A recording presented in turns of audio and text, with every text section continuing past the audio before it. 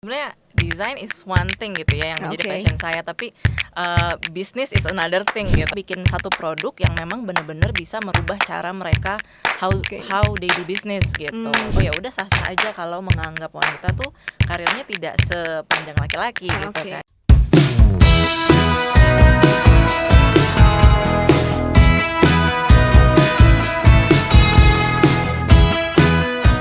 Hai Imaginers, welcome to Imagine Talk, podcast yang membahas tentang seputar kisah inspiratif, inovatif, dan juga kreatif seputar dunia manufaktur dan juga teknologi. Bersama saya Melisa sebagai host pada episode kali ini. Pada episode kali ini kita akan ngobrol-ngobrol asik nih bersama seorang co-founder dan juga Chief Product Officer dari Imagine. Yang sebenarnya nih buat Imaginers tahu, yang narasumber kali ini tuh sebenarnya atasan saya langsung nih.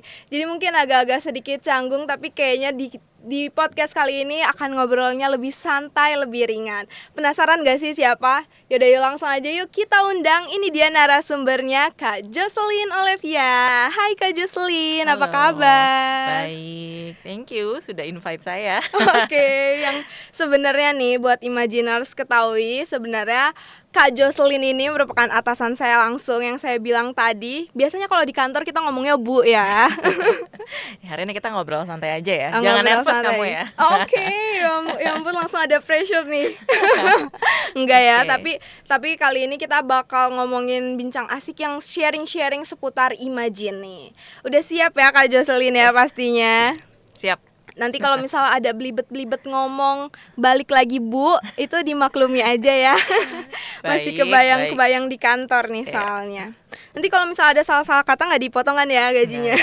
Aman. Oke, kalau gitu boleh tahu dong nih, kayaknya Imagine udah mulai berkembang lagi sampai saat ini dan orang-orang makin banyak mau tahu nih kalau misalnya dilihat Imagine tuh apa sih dan bergerak di bidang apa. Mungkin boleh sharing dulu nih general dulu tentang Imagine. Oke, mungkin sekilas tentang Imagine. Imagine merupakan SaaS-enabled marketplace dan platform untuk manufacturers, khususnya IKM, dan kita membantu mereka untuk digitalisasi dan scale up melalui platform kita. Jadi kita ajak mereka untuk bermitra dengan Imagine supaya mereka bisa mendapatkan project dari network customersnya Imagine juga, gitu sih secara garis besar. Oke, mungkin Imaginers juga bisa langsung cek kali ya website kita di www.imagine.id. Nah, selain itu nih Bu Yos, mau tahu dulu dong nih perjalanan karir Bu Yos sih sebelumnya. Waduh, langsung udah kelupaan aja nih sekarang, udah manggil Bu ya.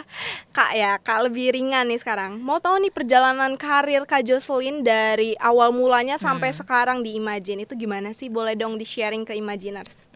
Oke. Kita flashback berapa lama nih? Dari kuliah, dari mulai kerja atau dari mana nih? Oh boleh dari kuliah juga. Yang itu tuh backgroundnya seperti apa? Apakah juga sesuai dengan karir sekarang atau juga yang linjur istilahnya lintas jurusan.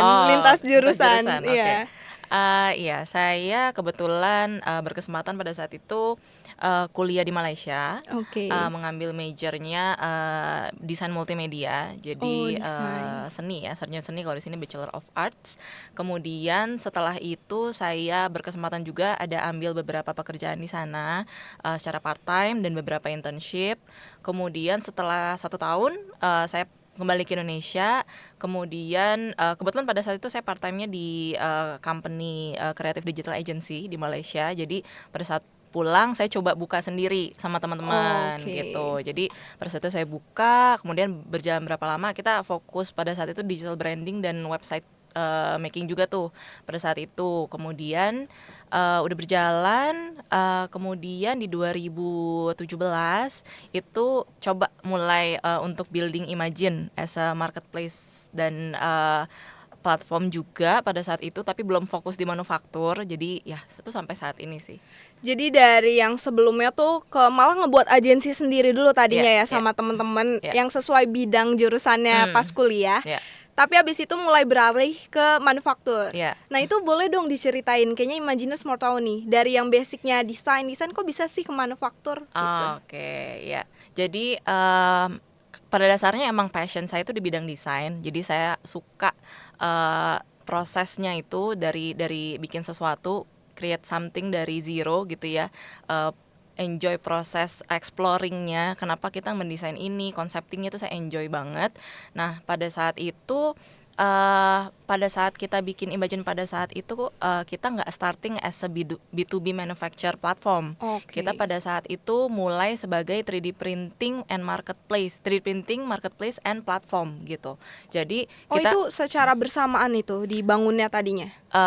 Bersamaan, jadi mulainya itu kita bikin itu, tapi sebenarnya backstory-nya sebelum itu kita nggak starting as a startup gitu. 2017 pada saat kita bikin Imagine as a marketplace, sebenarnya saya dan co-founder saya, ada Sandy dan Stefanus, itu sebenarnya teman kuliah, teman-teman pada saat saya masih kuliah gitu. Jadi teman Jadi main. ketemu di kuliah pas di Malaysia pas berarti di Malaysia, itu. iya. Jadi ngebangun ini tuh ngobrolinnya malah di Malaysia ya, baru ke Indonesia gitu. Sebenarnya baru kumpul lagi itu setelah lulus gitu kan. Jadi baru ngobrol-ngobrol, kayaknya ada something bisnis yang bisa dibangun nih gitu kan.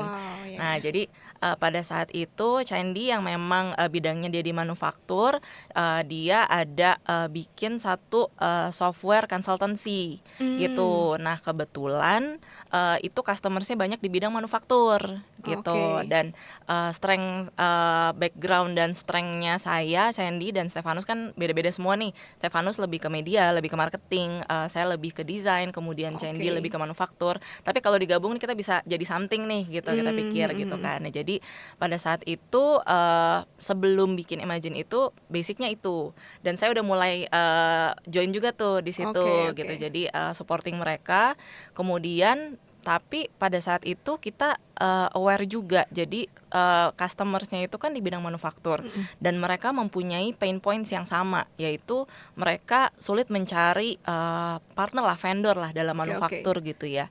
Dan akhirnya dari situ kita pikir bikin apa ya kira-kira yang kira-kira bisa bantu mereka gitu. Nah pada saat itu kita mau bikin sesuatu tapi bingung juga sih mulai dari mana gitu kan, karena B2B itu bukan something yang mudah untuk didisrupt juga secara prosesnya gitu ya. Jadi kita pikir mungkin kita mulai dari B2C dulu gitu ya, dari prototyping proses, yaitu 3D printing gitu. Jadi kita mulai dari situ, kita bikin platform. Nah mungkin ini juga bisa something yang kita bisa educate the market dulu nih mengenai manufaktur gitu kan. Karena orang kalau misalnya kayak langsung lu mau bikin mau processing pakai mesin CNC untuk produk ini gitu kayak mungkin bingung gitu ya. Maksudnya jadi prototype dari 3D printing dulu itu tadi ya. Betul gitu. Jadi kayak misalnya kan lu mau bikin apa nih, mau bikin produk apa nih, ada ide produk apa, coba sini gue bikinin dulu prototype-nya gitu melalui 3D printing gitu. Nah kalau misalnya dilihat tadi tuh 3D printing buat prototype kan lebih kayak buat store, tapi yang udah ada platform websitenya juga ya. Tapi kenapa itu bisa beralih dibangun untuk startup? Kenapa difokuskan untuk sebagai sebuah startup gitu? Nah kalau misalnya dari idenya, awal idenya itu pengen membantu para IKM ya. Nah kenapa juga ini dibuat startup nih Imagine ini gitu? Ya mungkin jadi kalau startup itu kan memang dia bikin sistem gitu ya. Jadi dia create a system, create digital product yang bisa membantu. Jadi bikin impact nih melalui digital product gitu ya. Jadi kita rasa melalui proses ini impactnya ke depannya, prospeknya akan lebih bisa spread gitu, bisa lebih luas lagi gitu ya. Instead of kita bikin ya udah company aja, consulting aja gitu, tapi kita bikin satu produk yang memang benar-benar bisa merubah cara mereka how they do business gitu. Gitu sih. Jadi untuk biar lebih jangkauannya lebih luas lagi, dikenal juga secara cepat sebagai sebuah platform yang startup Imagine ini gitu ya. Oke. Kalau misalnya tadi juga denger nih ada ngomongin passion. Nih, passionnya di bidang desain. Terus jadi di manufaktur ini pun ngebantu di bidang produk desainnya ya. Atau gimana itu sebenarnya? Mungkin bisa di-sharing lagi tentang hal itu? Kebetulan di sini saya sebagai Chief Product Officer, jadi saya menghandle untuk untuk perkembangan dari produk Imagine sendiri as a platform gitu ya. Jadi dari segi development softwarenya, kemudian enhancement dari digital awareness-nya, brand awareness-nya gitu. Jadi saya menghandle itu juga along with my incredible team gitu ya. Jadi dibantu sama orang-orang hebat dan pinter juga sih sampai saat ini gitu. Jadi kita bisa membuat satu platform yang kedepannya bisa lebih powerful lagi sih buat bidang manufaktur. Wow, keren-keren. Tapi ada kesulitan gak sih Kak Jocelyn di ngebangun itu? Apakah itu juga ya.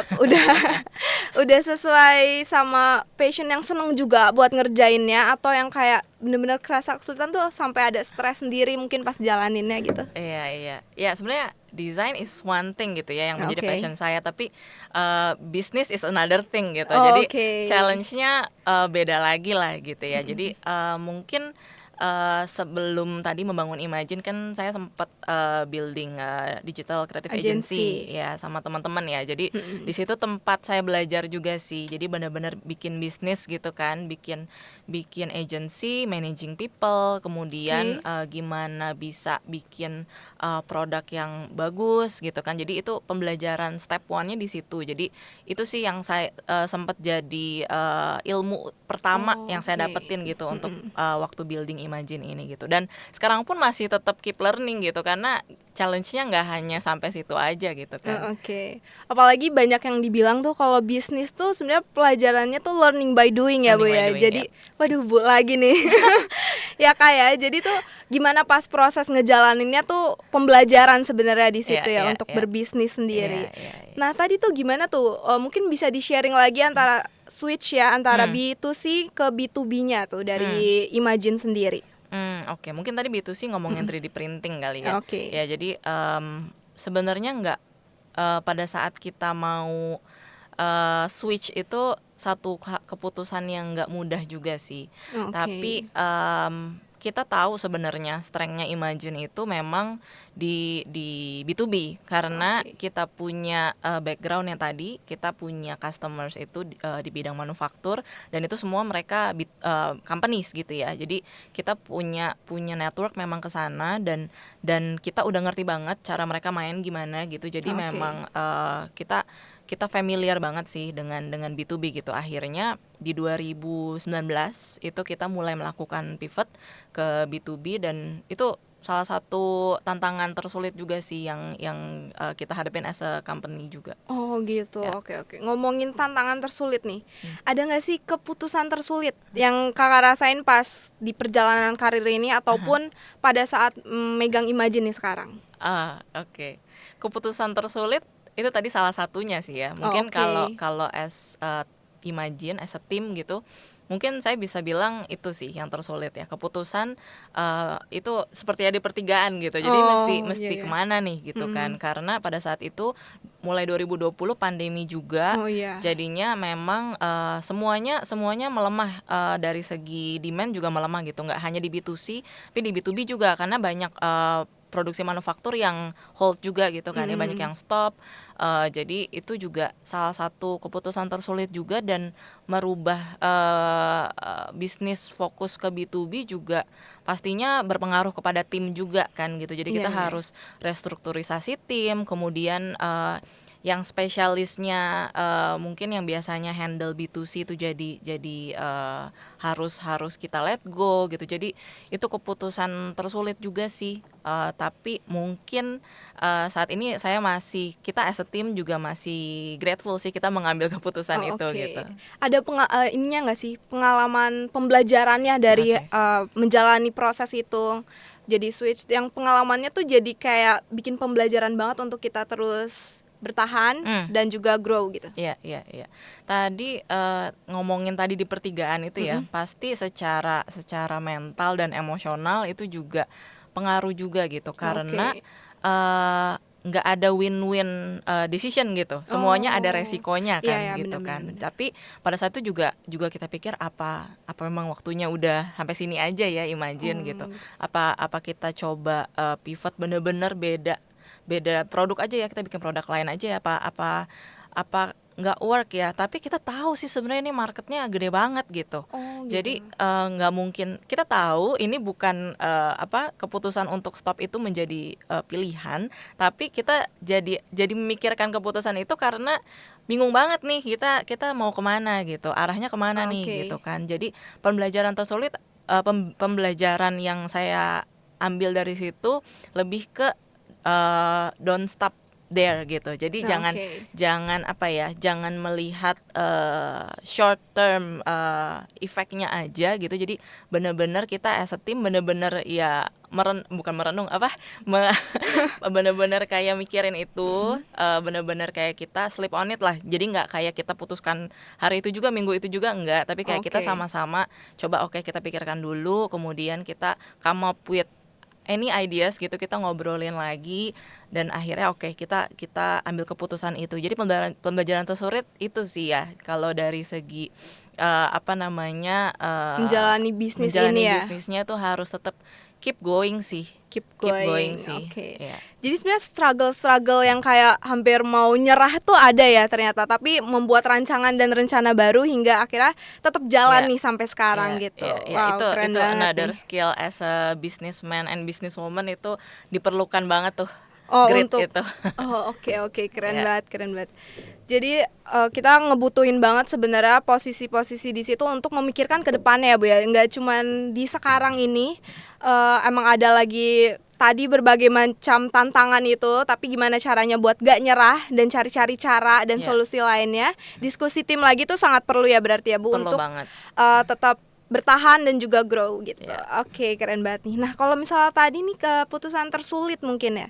Nah, ada nggak sih yang ngebuat ini tuh jadi keputusan terbaik? Sebenarnya kalau dilihat ceritanya tadi tuh bertahan itu adalah suatu keputusan terbaik ya. Tapi ada hal lain nggak sih Kak nih yang bikin kita bertahan, maju jalan lagi, dan ada hal lain yang bikin ini jadi berkembang lebih pesat nih mungkin gitu.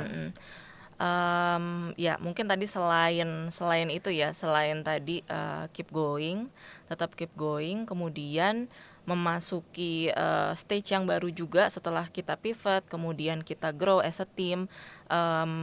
Keputusan terbaiknya adalah sebenarnya memilih orang-orang yang tepat sih untuk join di timnya Imagine gitu ya. Ini tentu saja juga jadi challenge, nggak hanya jadi best decision sampai sini gitu, tapi tetap masih menjadi challenge karena kita punya core value yang something yang kita juga pengen tim kita punya kan gitu. Jadi tapi untuk semua tim yang sekarang ada di Imagine tuh kita sangat appreciate mereka bisa, termasuk Melissa ya. Thank you. Maksudnya punya value yang sejalan, punya misi dan visi yang bisa jalan sama-sama nih gitu. Jadi keputusan terbaik adalah meng-hire tim yang tepat sih sebenarnya. Oke, tentunya itu untuk keberlangsungan Imagine ke depannya ya. Karena pasti buat nge-hire orang tuh gak cuma sebulan 2 bulan, tapi harapannya juga pasti untuk lama berkembang, mengikuti perkembangan Imagine gitu ya. Wow, keren banget nih ya. Kalau gitu mungkin kalau kita lihat lagi nih, balik ke Imagine dan peran di dalam Imagine sendiri. Kan kalau misalnya kita dengar kata-kata manufaktur, itu biasanya kebayangnya tuh langsung pabrik, mesin-mesin gitu ya. Nah, tapi kan ini as a startup gitu. Nah, berarti kan ada juga peran kayak mengembangkannya itu dalam bidang teknologi gitu. Nah, kalau misalnya dari Kak Jocelyn sendiri nih, peran dan pengaruhnya di Imagine tuh seperti apa sih? Atau mungkin bisa diceritakan sebagai Chief Product Officer tuh perannya seperti apa gitu? Oke, di Imagine kebetulan saya bertugas sebagai CPO, Chief Product Officer, yang dimana harus selalu melakukan inovasi terhadap produknya gitu ya. Jadi produk Imagine as a platform. Saya seperti tadi 3D printing itu kan bentuk platform kita di awal gitu ya. Nah, sampai sekarang ini udah berubah menjadi B2B platform untuk project. Nah, itu benar-benar melihat day to day dari teman-teman manufaktur itu kebutuhannya apa sih, problemnya apa sih, pain points apa lagi nih yang harus di solve gitu, produk-produk dan fitur apa lagi yang Imagine harus bikin gitu ya. Nah, ini berkaitan sama passion saya tadi tuh di bidang design dan create something gitu ya. Saya suka untuk explore satu problem dan kemudian ini harus gimana nih kita, dan ya saya sama tim bertugas untuk itu. Dan kalau ngomongin impact, berarti dengan kita membuat satu platform ini sangat satisfying sih kalau ngelihat teman-teman manufaktur tuh yang pakai dan kemudian wah berterima kasih banget nih sama Imagine kita jadi dapat project ini gitu ya. Sesimpel itu gitu ya, karena memang salah satu tantangan di bidang manufaktur di Indonesia itu apalagi IKM gitu ya, mereka sangat sedikit yang sudah terdigitalisasi gitu. Jadi bisnisnya masih sangat terfragmentasi. Jadi benar-benar yang beberapa bisa succeed, tapi most of them masih bisnisnya tuh by referral. Jadi benar-benar kayak by network mereka aja. Kalau kenalan mereka situ-situ aja ya udah projectnya situ-situ aja gitu. Jadi disinilah Imagine bantu mereka untuk building network, kemudian menggunakan platform kita as software gitu ya. Jadi karena mereka pencatatannya juga pun masih pakai pen and paper gitu, jadi masih berantakan lah istilahnya, belum serapi sistem gitu ya. Ya nggak serapi pakai sistem gitu. Jadi sangat happy kalau dapat feedback seperti itu gitu ya. Jadi impact itulah yang saya harapkan gitu. Imagine bisa kasih ke teman-teman manufaktur sih, Ya oke, tapi kalau kalian mau berkarir jangan jadikan itu menjadi satu batu sandungan sih gitu. Penting punya leaders perempuan, mungkin kita gitu yang lebih bisa